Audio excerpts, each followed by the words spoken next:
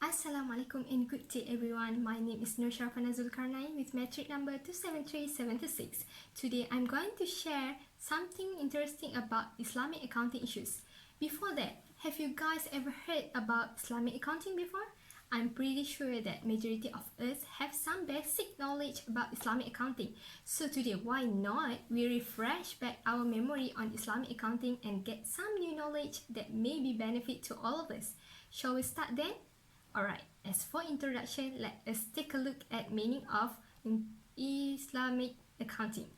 When we look from the Islamic perspective, we know that accounting should function not only as a service activity, which will provide financial information to the users and also to the public, but the most important thing is we should know that the accountant should discharge their duties by providing information that will enable society to follow the commandments of Allah Subhanahu wa Ta'ala. So basically, Islamic accounting can be defined as an alternative accounting system that are designed in order to provide users with information that will help them to operate their business and organization in accordance to the Islamic laws. The increasing number of Islamic financial institutions and also their growing interest in accounting for Islamic instruments has raised the need for Islamic principle-based practices in our industry.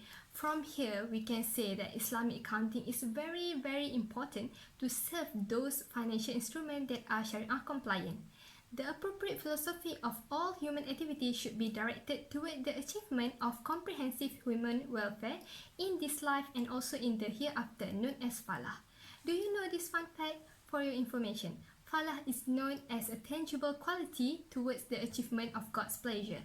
In a simple word, falah is a quality that Muslims believe is bestowed upon them by God. This is achieved without any conflict between the individual and also the hereafter.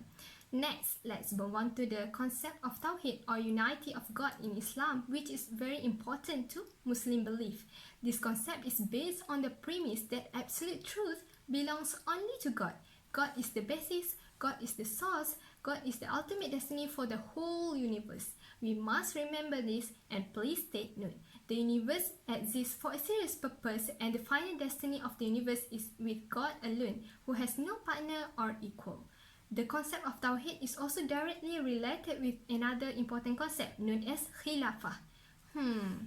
What does it mean actually?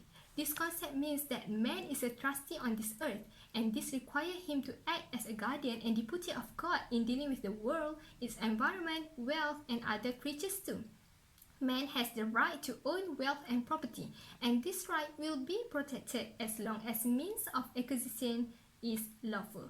However, remember that this right is not absolute as we know that God is the ultimate owner of all wealth.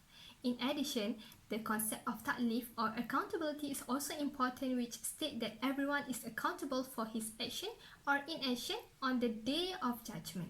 However, neither the Prophet Muhammad SAW nor other humans have the right to decide whether it is right, whether it is wrong for humanity or to define the rightful behavior in life. Because what?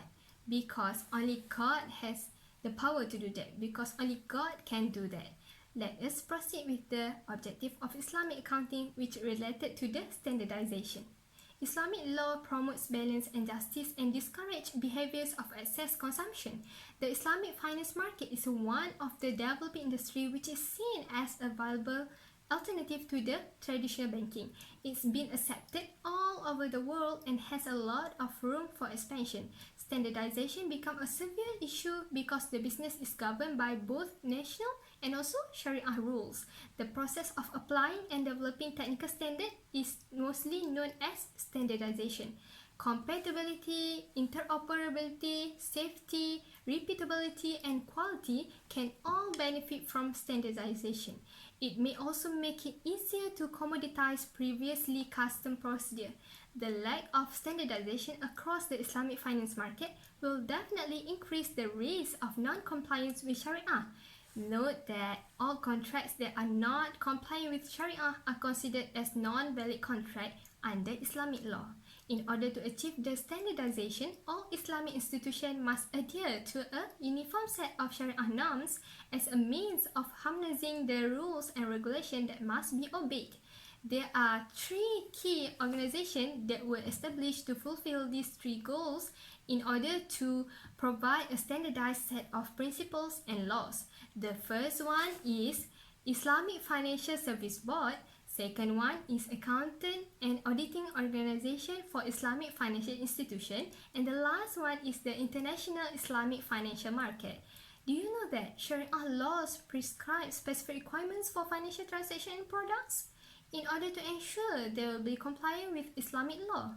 There are several categories can be used to reclassify these requirements. First, the prohibition of riba or interest. Second, fairness and justice to people in the society. Third, prohibition of contracts that contain excessive uncertainty.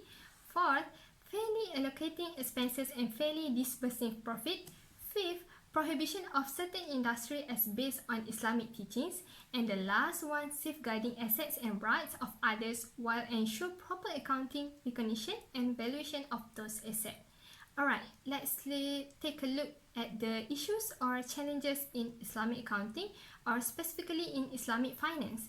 As we all know, Islamic accounting always has the goal to achieve the harmonization of law. The overall goal of harmonization is to merge Islamic and common laws into single authoritative codification for the banking industry as a whole.